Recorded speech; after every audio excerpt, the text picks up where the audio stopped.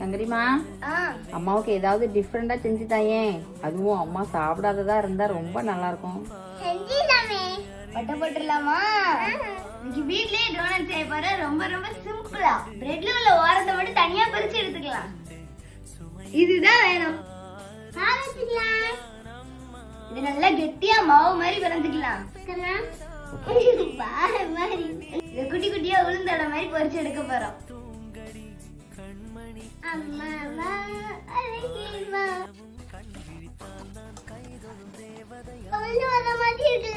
இந்த வடைக்கு மேல உருக்குன சாக்லேட் சேர்த்துக்கலாம். அதுவும் ஒரு பக்கம் தான் சேர்க்கணும். இந்த மாதிரி